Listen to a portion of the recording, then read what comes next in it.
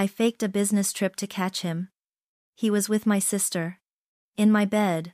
Wearing my Times lingerie. Their shock when I opened the door was nothing compared to the secret I revealed next. This isn't just a story of betrayal. It's a testament to raw justice and ultimate freedom. 20 years. That's how long Richard and I had been married. Building what I believed was an unbreakable fortress of love and shared dreams. Our home, nestled on a quiet, tree-lined street, was more than just bricks and mortar. It was a testament to our enduring partnership. From the outside, we were the picture of success. Richard, a prominent architect with a thriving firm, and I, the supportive wife who had meticulously curated our home and family life, ensuring every detail contributed to our shared tranquility. My own career in landscape design had gracefully bowed out when Emily, our daughter, was born.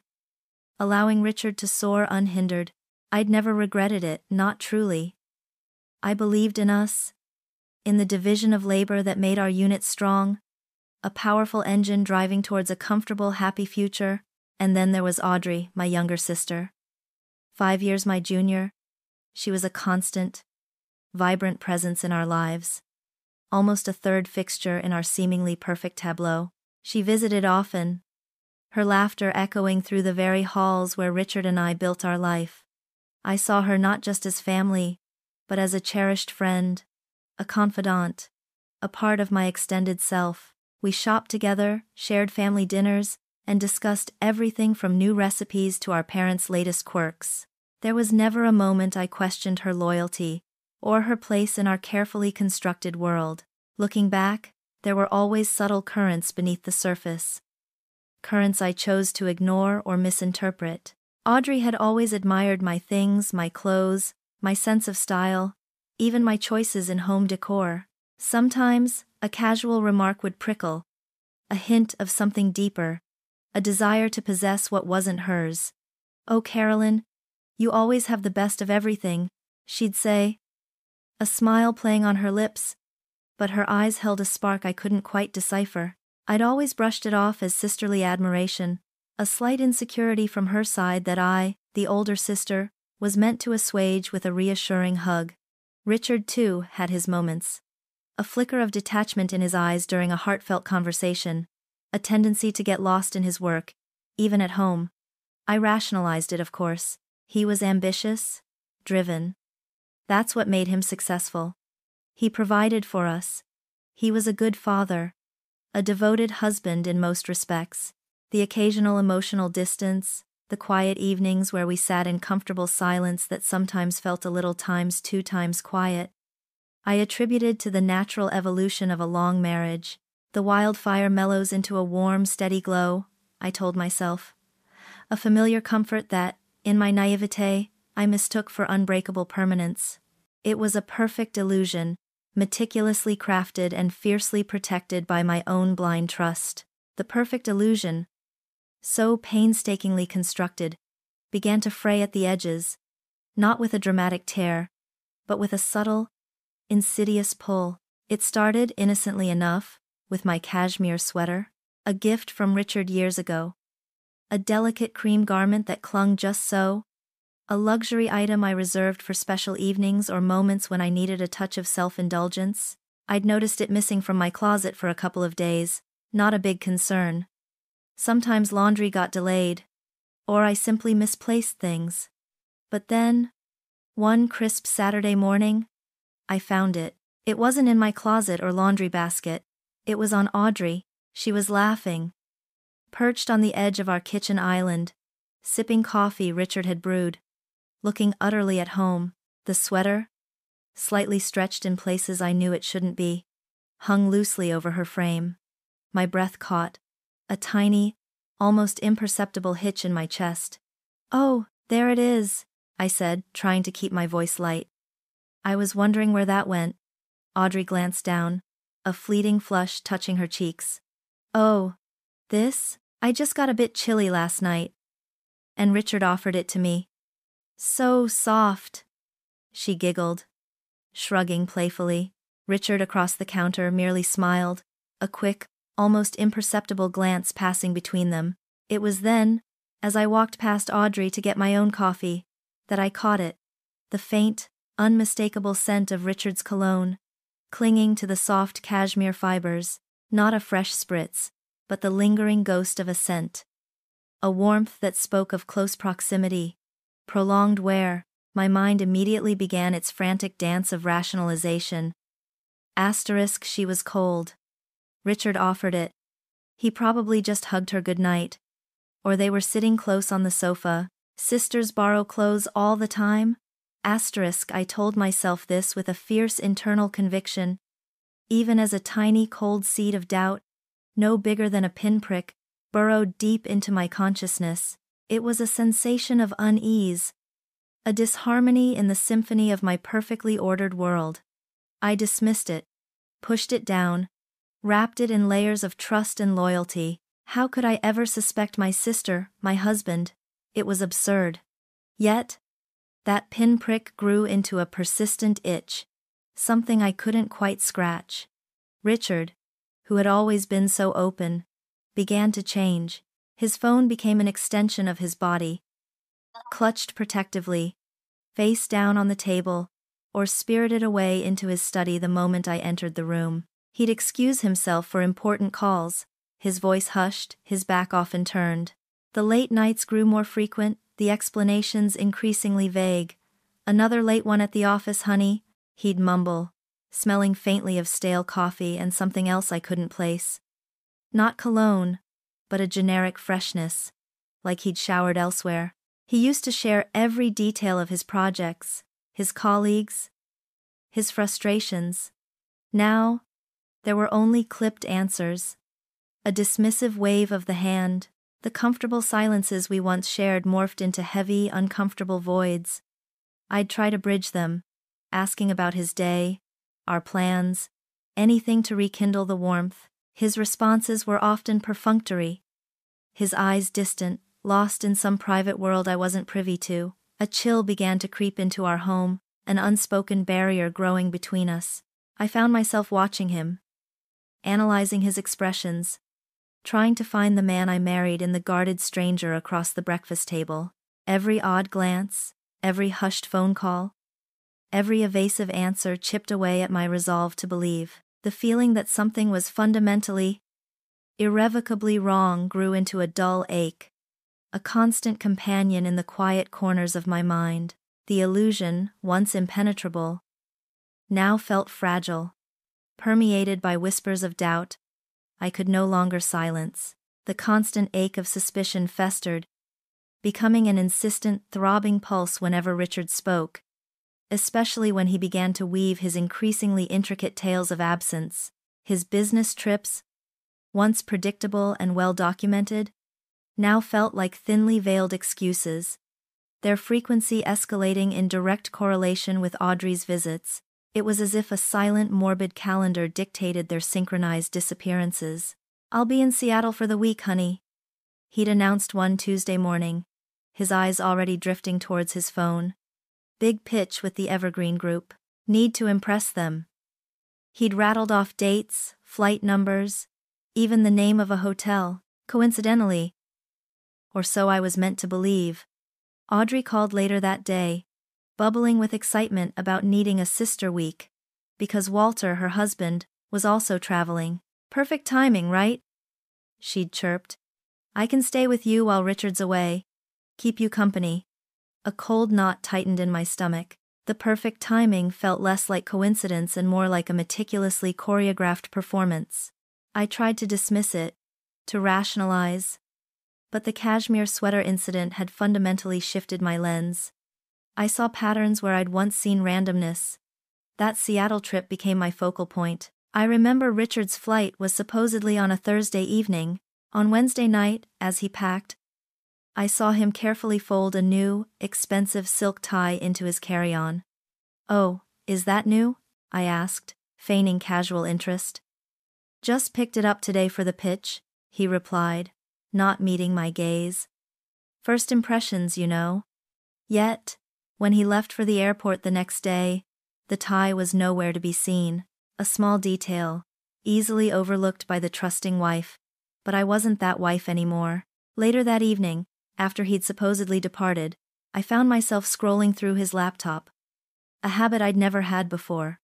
A notification popped up from his bank, a transaction for a high-end men's boutique in our city. Dated times that very morning asterisk. The tie. He'd bought it today, but if he was flying out that evening, why would he wear a brand new important pitch tie times before times leaving? Or perhaps, more sinisterly, why would he claim to have bought it when he was supposed to be times flying times out? My heart thumped against my ribs. It was a minuscule crack in his carefully constructed narrative, but it was enough to make the entire edifice tremble. I started connecting everything. The important calls, that always happened when I walked into the room, the generic freshness I'd noticed on him after his late nights, a cheap shower gel scent rather than his familiar cologne, Audrey's sudden need for sister time always aligning with Richard's supposed absences, the way their eyes would meet across the dinner table. A flicker of something unreadable. A silent communication I was excluded from, even the time Richard had accidentally left his phone unlocked on the kitchen counter. And I'd seen a flurry of texts from a contact simply labeled A. Texts that disappeared the moment I looked closer, replaced by mundane work emails when he grabbed it back. The realization didn't hit me like a lightning bolt. It was a slow, agonizing dawn. It was the crushing weight of countless small, ugly truths aligning, forming a grotesque mosaic of betrayal. My husband, the man I'd built my life with, and my sister, the one I cherished, were not just having an affair, they were doing it under my roof, in my bed, mocking my very existence. The cashmere sweater wasn't an innocent loan. The Seattle trip wasn't for work. Every lie, every evasive glance, every shared glance, every huddling conversation, now screamed the undeniable truth. The beautiful, comfortable life I had so meticulously cultivated wasn't just threatened. It was a hollow shell, filled with the insidious rot of their deception. I was living in a lie, and the pain of its unveiling was a suffocating, visceral horror. My world didn't just crack, it shattered into a million irreparable pieces around me. The truth, once revealed, didn't leave me broken. It stripped away my naivete, leaving behind a core of cold, unwavering resolve. The suffocating horror of their betrayal, rather than paralyzing me, had instead sharpened my focus to an almost unbearable degree. I saw everything with a chilling clarity now, the world no longer blurred by the comfortable haze of trust. Confrontation, a raw, emotional outburst, would achieve nothing but their denial and my further humiliation. No. What I needed was irrefutable evidence, a weapon forged from their own deceit. I would not just accuse, I would expose. My laptop became my silent accomplice, days blurred into a focused haze of online research. Covert surveillance home, hidden cameras for infidelity, spy cameras undetectable. The search terms were clinical, devoid of the emotion that clawed at my gut. I learned about miniature lenses, motion-activated recording, cloud storage, and battery life. My once familiar home now felt like a stage for a grim play, and I, the betrayed playwright, was meticulously mapping out the scene of their undoing. I settled on a system of tiny, innocuous-looking devices. One disguised as a USB charger, another integrated into a smoke detector, a third camouflaged in a small decorative clock in the living room. Each click of the mouse, each video tutorial watched, felt like another brick in a wall I was building, not to protect myself, but to trap them. The delivery of the nondescript packages filled me with a perverse mix of dread and exhilaration. Installing them was an exercise in suppressed panic. My hands trembled as I positioned the smoke detector in the hallway, adjusting it ever so slightly to capture the bedroom door. My heart pounded against my ribs as I plugged in the USB charger in the kitchen. Its tiny lens aimed discreetly at the island where Audrey had once worn my cashmere sweater. Every wire connected, every app configured, felt like a violation.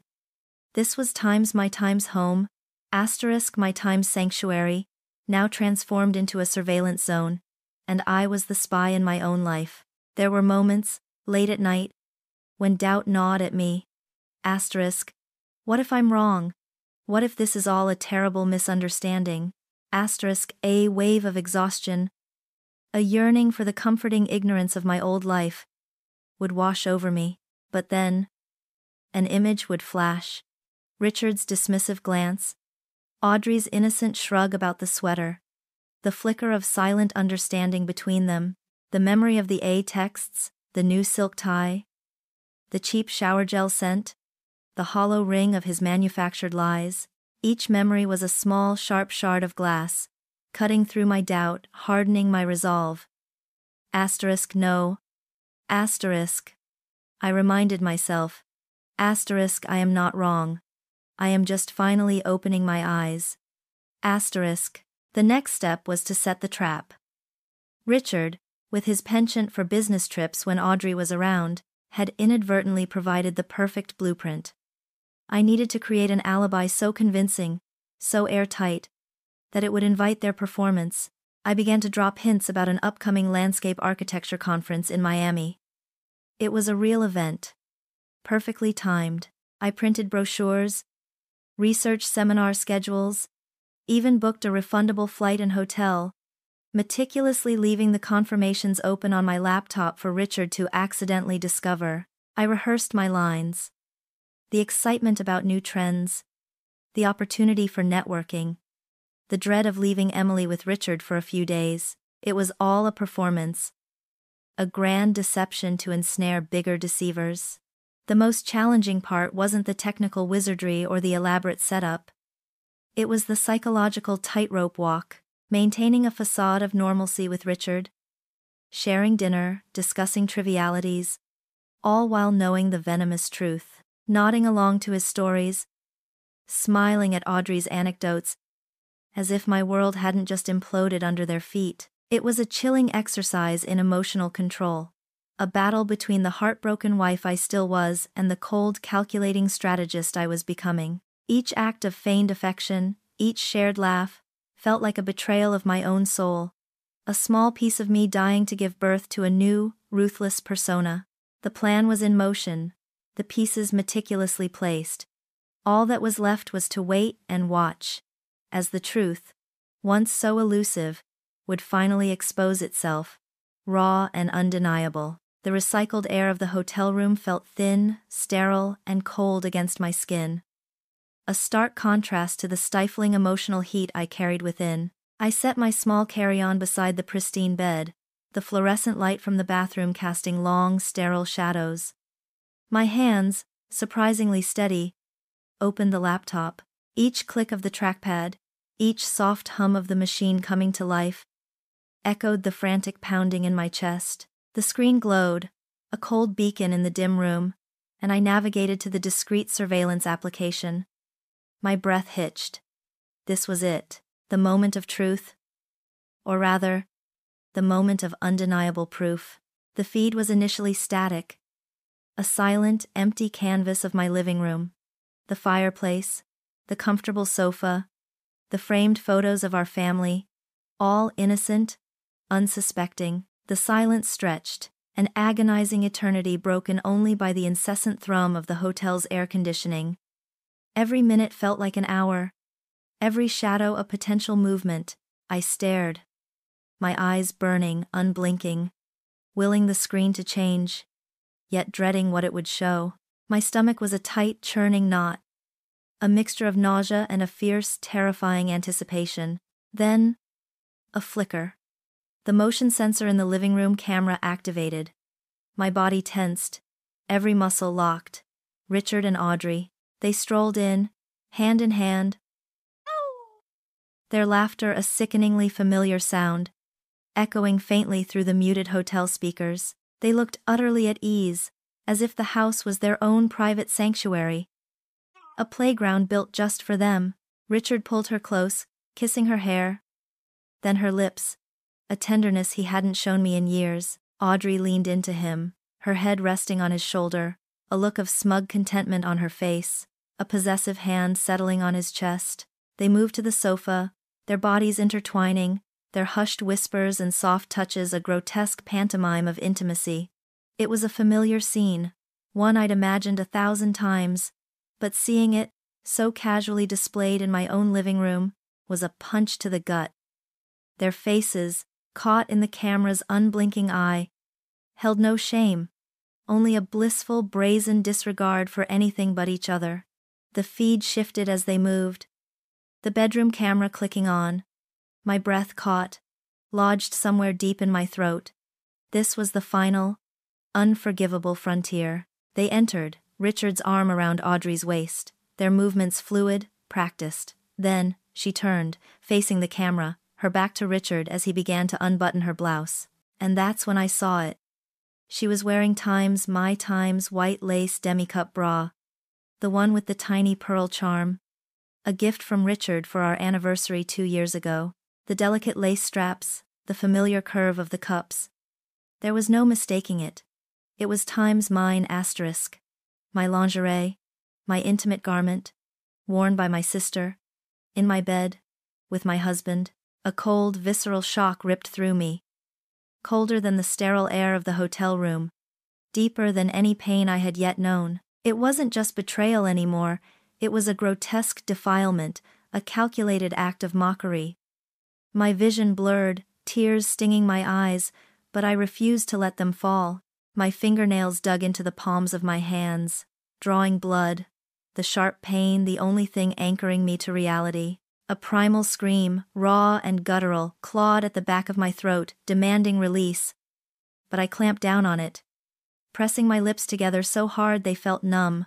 The image of Audrey, preening in my lingerie, her eyes glowing with a wicked satisfaction, their hands exploring each other with an appalling familiarity, seared itself onto my soul. It was no longer a suspicion, no longer a doubt. It was the undeniable, unbearable truth, unfolding before my eyes, shattering every last shard of my fractured world into irreparable dust. My perfect illusion had been utterly, brutally annihilated. The primal scream, though stifled, had ripped through the last vestiges of my old self, leaving behind a stark, terrifying void that was swiftly filled by a glacial resolve. There was no hesitation, no debate, no flicker of doubt. My hands, still trembling slightly, closed the laptop with a decisive click. The images, however, remained seared behind my eyelids. Audrey, in my lingerie, Richard's hand on my sister's waist, their faces alight with a shared sordid glee. I grabbed my car keys, the hotel room suddenly suffocating, every sterile surface mocking my shattered peace. The drive home was a blur, the night roads a tunnel through my own raging fury, each mile dissolved under my wheels, propelled by a singular, burning purpose: to extinguish their illicit glow with the cold, hard light of truth. The garage door rumbled open with a familiar groan, a sound that usually signified comfort and return, but tonight felt like a prelude to execution. My heart hammered against my ribs, not from fear, but from a coiled, lethal anticipation. I walked through the side door, the one they always used, the one leading straight into the kitchen. The house was quiet, a deceptive calm after the storm I'd just witnessed. I moved silently, my steps measured, each breath a conscious effort to maintain the terrifying composure that had settled over me. And then I saw them, not mid-act, but in the intimate afterglow, still in the living room, sprawled on my sofa, an empty wine glass on the coffee table. Richard, shirtless, his hand resting casually on Audrey's bare thigh. Audrey, her blouse unbuttoned, draped lazily over her, the undeniable outline of my white lace demi-cup bra stark against her skin. They were laughing softly, murmuring, completely oblivious. I cleared my throat. The sound, a small, quiet cough, shattered the intimate bubble, echoing like a thunderclap in the silent room. Their heads snapped up simultaneously, eyes wide, frozen in a tableau of sickening domesticity. The laughter died on Audrey's lips, replaced by a gasp of pure terror. Richard's hand recoiled from her thigh as if burned. Their faces, just moments before flushed with illicit pleasure, drained of all color, contorting into expressions of stark, unadulterated horror. They looked like startled children caught with their hands in the cookie jar, Only the cookie jar was my entire life. And their crime infinitely more grievous. They scrambled, fumbling, Audrey pulling at her blouse, Richard grabbing for the shirt tossed over the armchair. "Don't bother," I said, my voice, to my own surprise, unnervingly calm. A low, dangerous purr. "There's no need to cover up now. I've seen everything." My eyes flicked between them, lingering for a fraction of a second on Audrey, then on Richard. Every single sordid detail. On times my time's sofa, in times my time's living room, in times my time's bed. I watched them visibly flinch. The word bed, a hammer blow. "With times my time's lingerie, Audrey. Do you like it? A gift from Richard, 2 years ago, for times our time's anniversary." The revelation of the cameras, the depth of my knowledge hung in the air, thick and suffocating. Audrey whimpered, her eyes darting frantically between me and Richard, a panicked animal looking for escape. Richard, however, found his voice. A weak, sputtering protest. "Carolyn, honey, it's not what you think." "Oh, it's times exactly times what I think, Richard." I cut him off, my voice still eerily placid, each word a carefully aimed shard of ice. I watched it all, from the hotel, every laugh, every kiss, every touch, the entire tawdry performance. I took a step forward, and they instinctively recoiled. "Now, get out of my house, both of you." My gaze hardened, piercing Richard first. "You have exactly 5 minutes to grab your essentials. And I mean times essentials asterisk. Anything you leave behind, consider it gone. Audrey, you leave with him. And you leave times that times on my floor." I gestured to the white lace peeking out from under her hastily buttoned blouse. "It belongs to me." The command galvanized them. Richard, looking utterly bewildered and trapped, began to stammer. "Carolyn, wait. We need to talk about this." "There's nothing to talk about," I stated, my voice like steel. "The talking is over. The watching is over. Now, the leaving begins." Audrey, tears finally spilling down her face, choked out, "Carolyn, please, I'm so sorry." But her words were hollow, drowned out by the grotesque image of her wearing my most intimate garment. I simply stared, an unblinking, unwavering force, my silence, more potent than any shout. "Push them." Richard, his face a mask of shame and disbelief, stumbled towards the stairs, Audrey trailing behind him, still fumbling with her blouse. They moved with a frantic, desperate energy, their hurried rustling upstairs echoing through the house, a soundtrack to their ignominious expulsion. I watched them go, not a flicker of pity in my heart, only a cold, hard satisfaction.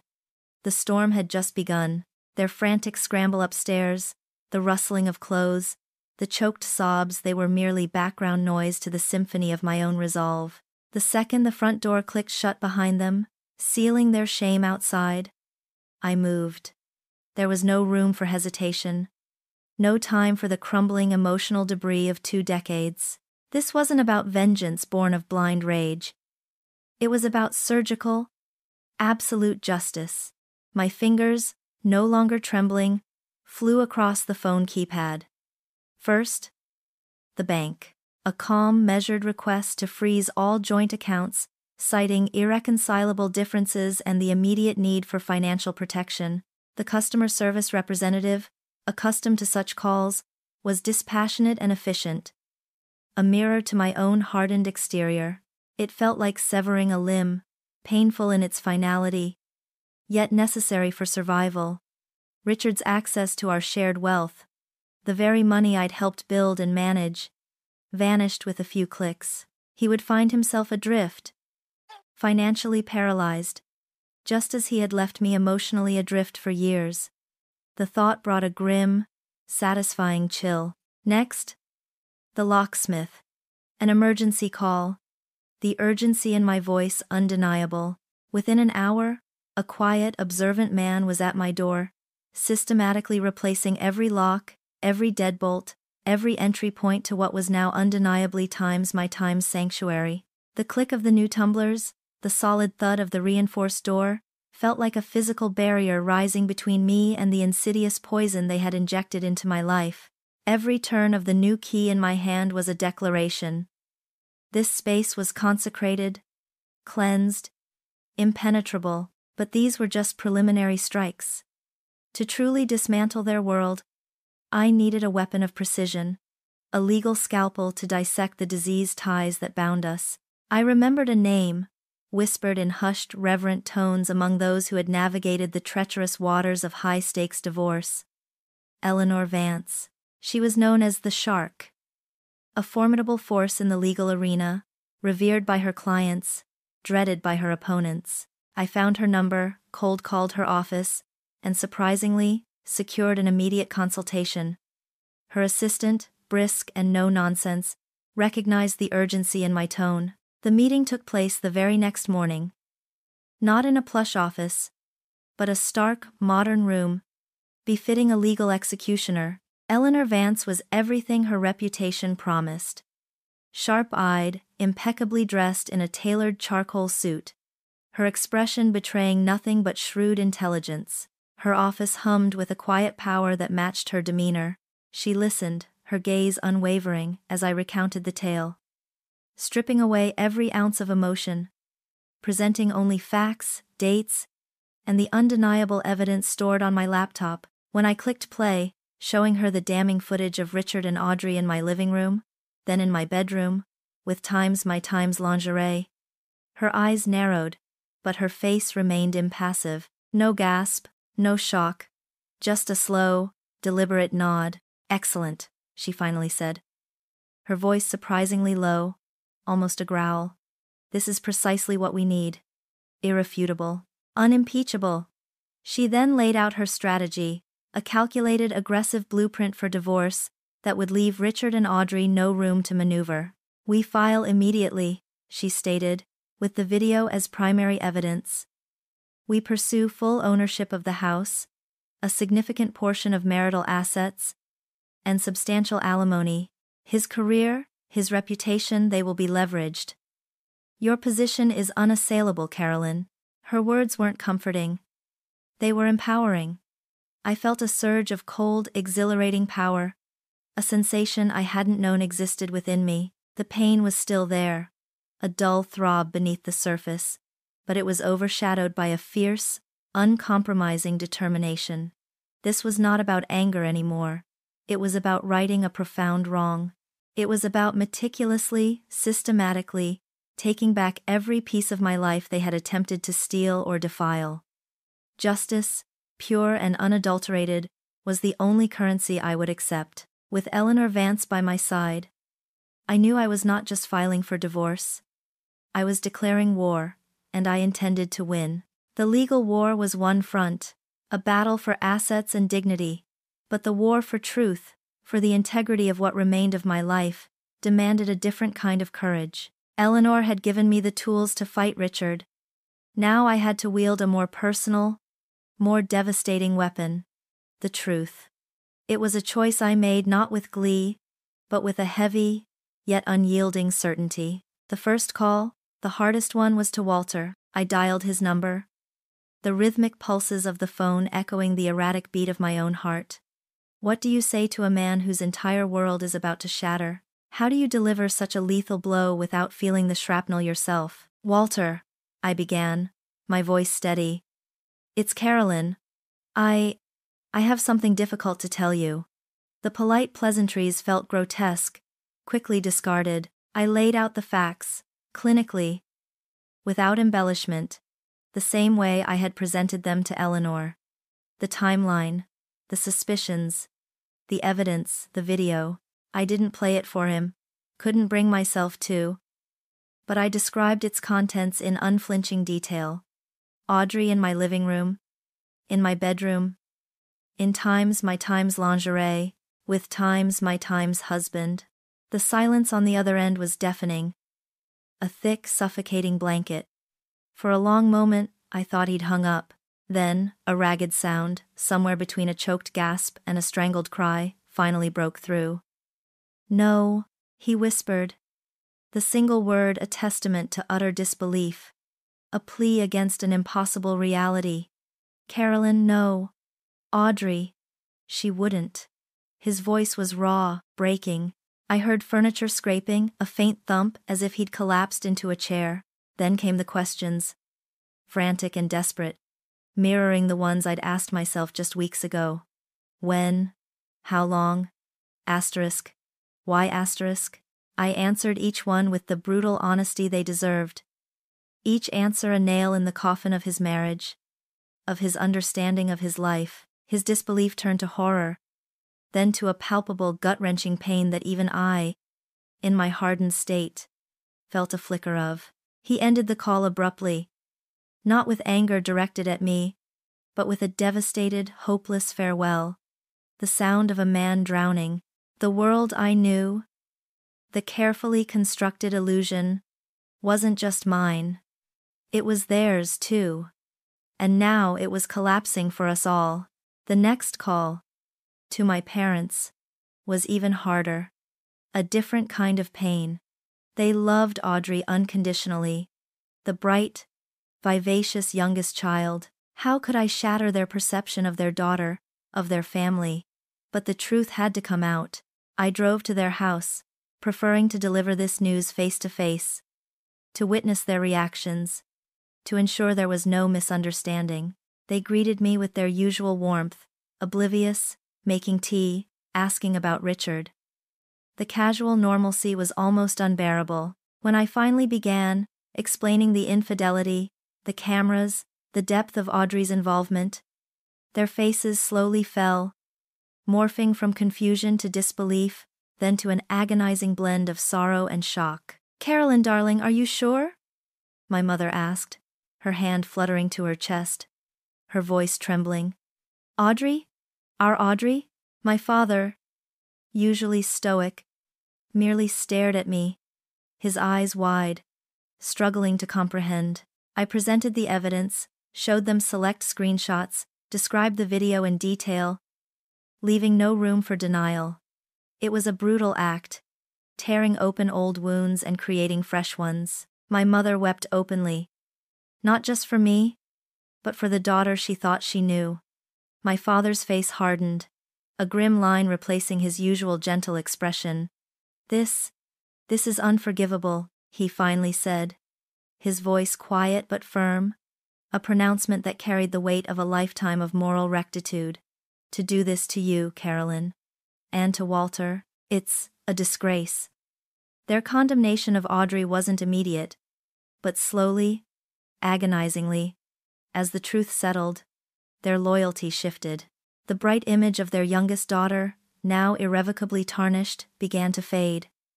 The family bonds, once thought to be unbreakable, fractured under the immense weight of Audrey's deceit.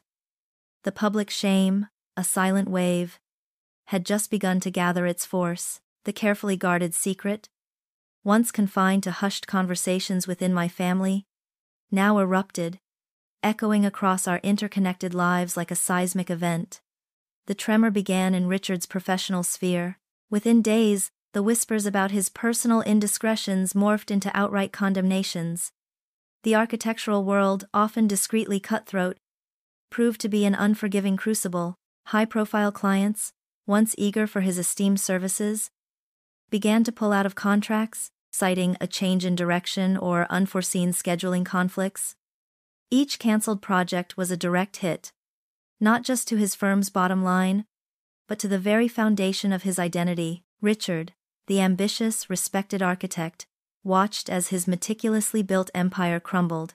I heard through Eleanor's office, and even through stray snippets of local news, how quickly his associates started to distance themselves, how the firm's once vibrant energy dissipated into a desperate, frantic scramble to retain any semblance of credibility. He tried to fight it, of course, issuing vague statements about unjust accusations, attempting to charm or bully his way out of the quicksand, but the evidence, the undeniable truth of his actions, spoke louder than any denial.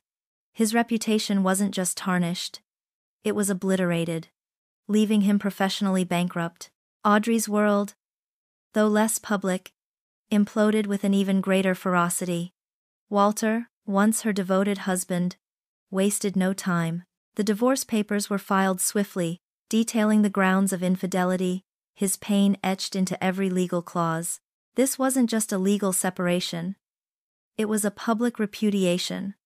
A declaration to anyone who cared to look that she was unwanted, cast aside. Her circle of friends, once a vibrant tapestry of shared lunches and social events, unraveled instantly. Calls went unanswered. Invitations ceased. The women she'd laughed with, confided in, now turned their backs, their judgment silent but palpable. I imagined her, alone in the house Walter had once shared with her. The silence a constant reminder of her solitude. She tried calling our parents.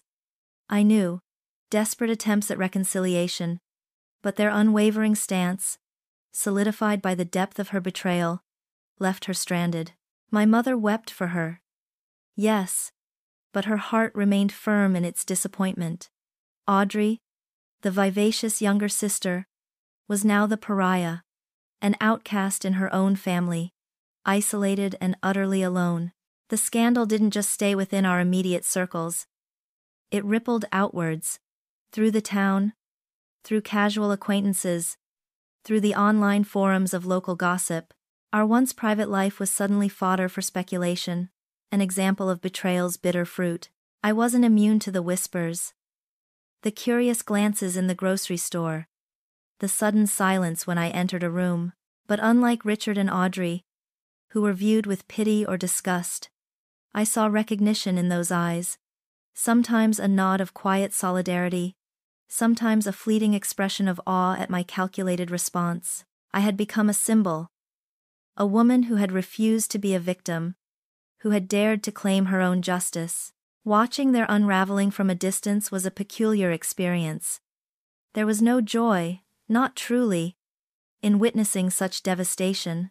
The raw, searing pain of betrayal still lingered, a phantom ache in my chest, but beneath it, a deep, grim satisfaction began to take root. It wasn't a childish glee, but a profound sense of vindication.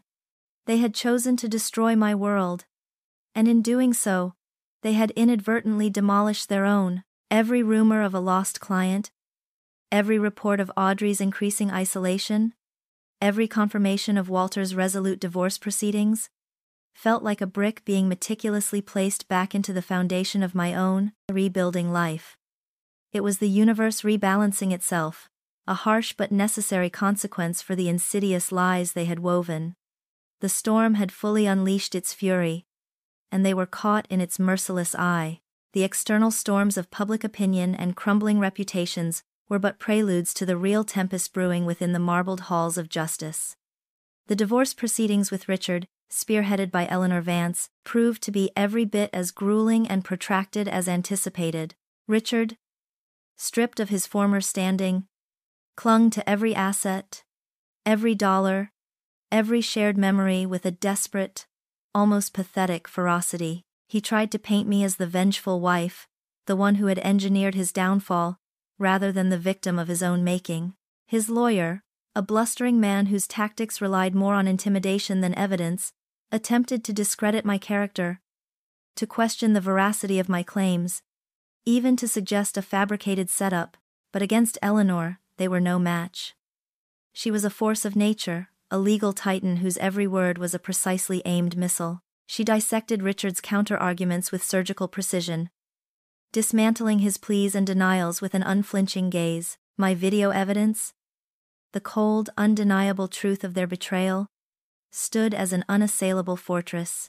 Eleanor presented it, not with sensationalism, but with a quiet, devastating impact, letting the images speak for themselves. The judge's reaction was a silent, stern acknowledgement. Richard's lawyer's face, a mask of impotent rage. In court, I maintained a calm, impassive front, a testament to the iron resolve I had forged in the crucible of my pain. Every lie Richard uttered, every attempt to twist the narrative, merely reinforced my conviction that I was doing the right thing. The months dragged on, a dizzying blur of filings, depositions, and negotiation sessions.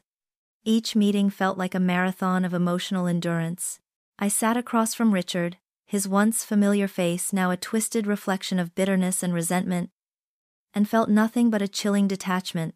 The man I had loved was gone, replaced by a stranger I barely recognized, consumed by self-pity and blame. Eleanor, however, never wavered. Her strategic brilliance shone brightest in these moments, anticipating their every move, countering with irrefutable facts, pressing her advantage with relentless efficiency. She wasn't just my lawyer.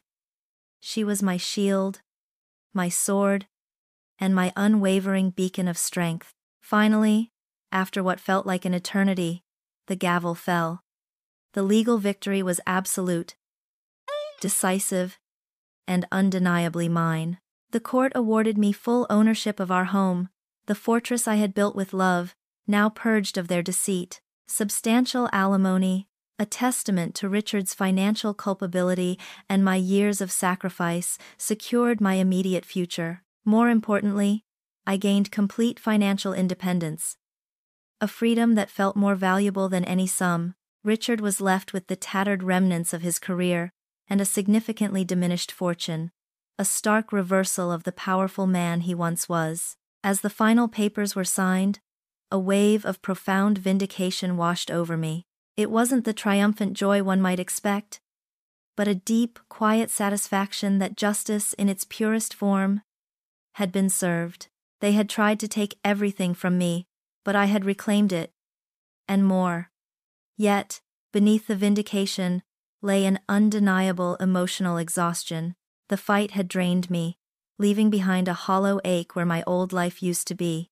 The pain of betrayal had morphed, not vanished, into a lingering weariness, a scar that would forever remind me of the battle fought and won. I had prevailed, yes, but the cost had been immeasurable, leaving me standing on the precipice of a new, unknown future, ready to rebuild from the ground up. The finality of the gavel's fall, the rustle of signed papers, left an echoing silence in its wake. The war was over, and I had won. But victory, I realized, wasn't a sudden burst of sunshine. It was the slow, deliberate fading of a storm, leaving behind a landscape irrevocably changed. The immediate aftermath was not triumph, but a profound quiet, a space to simply times be times.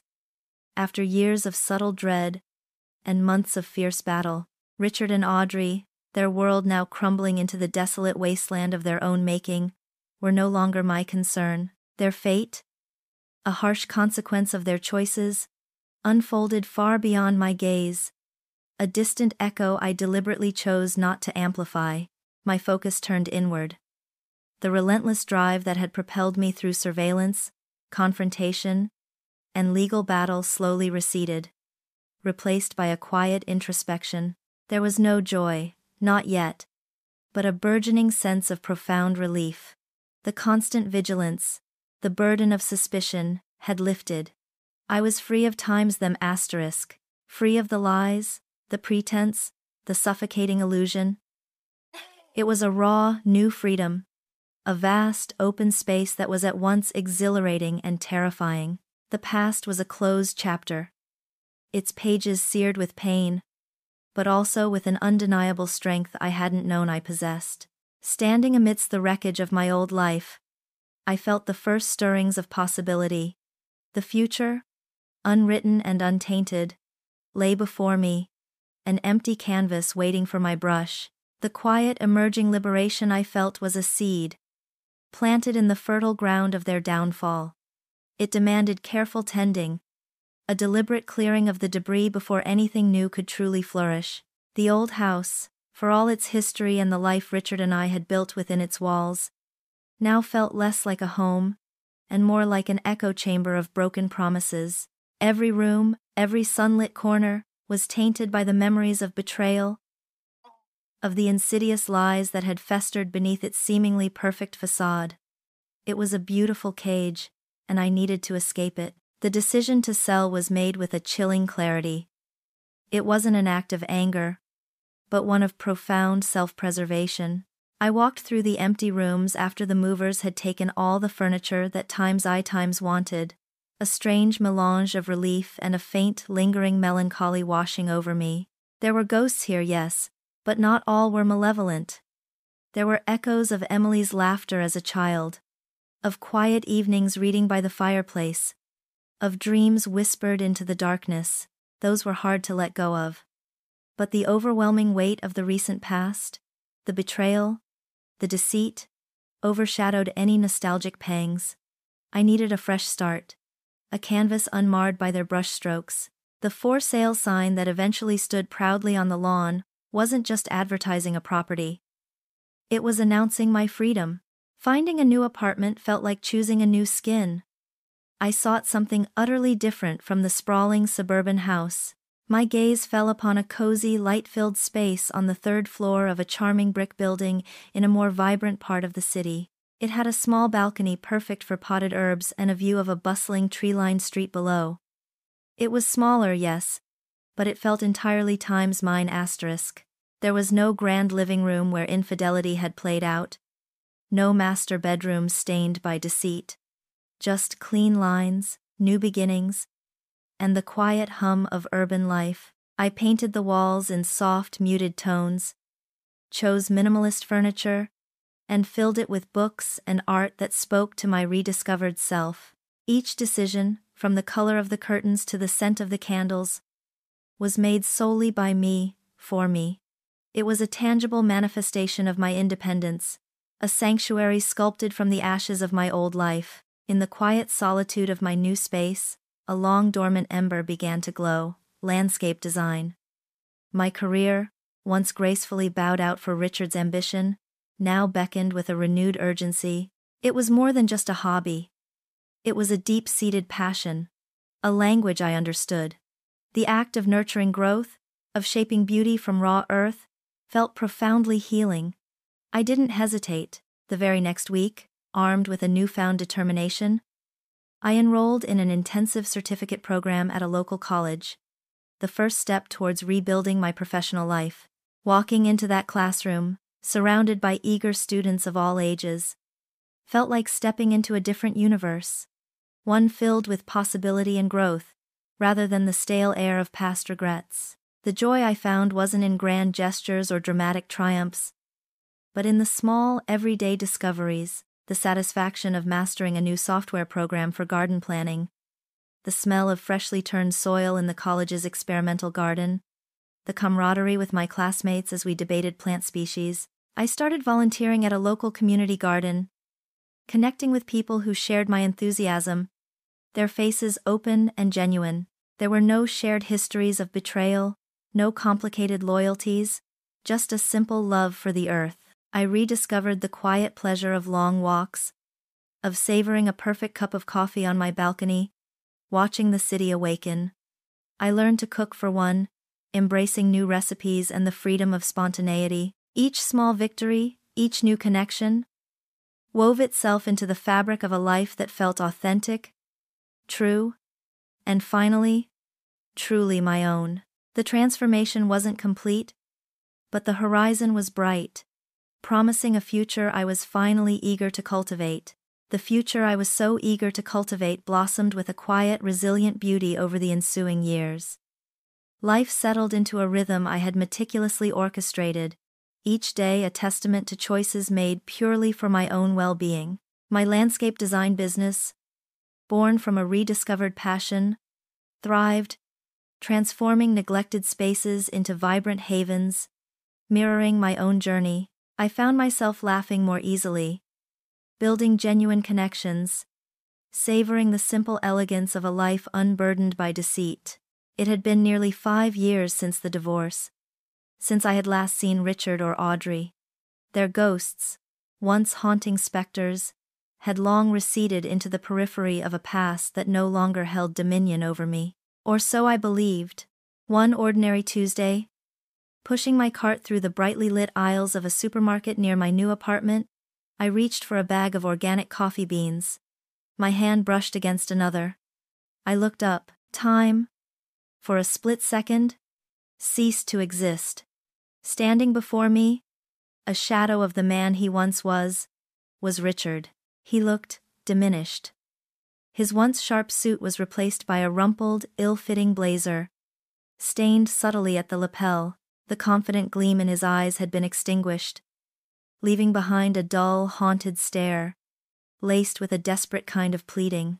His hair, once meticulously styled, was thinning, neglected, and his shoulders slumped as if carrying an unbearable weight. He clutched a basket containing little more than instant noodles and discount cereal. His eyes, wide with surprise and something akin to fear, recognized me instantly.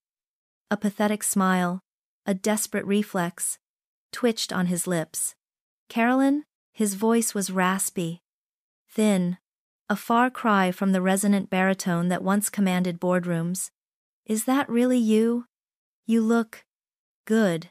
I simply nodded, my gaze unwavering, devoid of either warmth or malice. He stammered, fumbling for words, his eyes darting around the busy aisle as if seeking an escape. I've wanted to apologize, Carolyn, for everything. I know I messed up, terribly." He took a hesitant step closer, but I held my ground. A silent, unyielding wall. "But you ruined me. You took everything. My career, my home, my family, everything." The apology, if it could even be called that, was instantly tainted by his innate need to shift blame, to cast himself as the victim of my vengeance. My internal landscape remained calm, an unruffled lake reflecting his turmoil without absorbing it. There was no flicker of the old pain, no surge of the old anger, only a quiet, detached observation of the pathetic figure before me. He was no longer a villain, just a consequence. "Richard," I said, my voice clear and steady, cutting through the supermarket's cheerful muzak. I kept it low, polite, yet unwavering. "Your choices led you here, not mine. You chose to betray your wife and your family. You chose to lie. The consequences you face are the direct result of your time's actions, not my pursuit of justice." I met his gaze, holding it, letting the truth hang in the air between us, undeniable and unassailable. "I simply refuse to let you get away with it." He opened his mouth, perhaps to argue, to plead, to offer another hollow justification, but I didn't give him the chance. My eyes, firm and resolute, conveyed a finality that brooked no further discussion. I simply turned my cart, moving past him with an elegant, almost imperceptible shift of my weight. Leaving him standing amidst the towering shelves of groceries, a solitary broken man, I walked away without looking back, my heartbeat even, my stride confident. He thought he'd broken me, annihilated the woman I was, but he was profoundly wrong. The betrayal hadn't been an end. It had been a brutal, painful, yet ultimately necessary beginning. It had shattered the perfect illusion I lived within, yes, but in doing so it had unveiled the truth, forcing me to confront who I truly was, separate from Richard, separate from the expectations of a conventional life. It had given me the courage to dismantle what was false, to reclaim my inherent worth, and to build something undeniably, authentically times mine. He thought he had taken everything, but in reality, he had liberated me. He had unwittingly freed me from a life built on a lie, gifting me the raw, exhilarating freedom to live an authentic, unwavering life. The unbroken spirit wasn't a defiance against him, it was a testament to myself.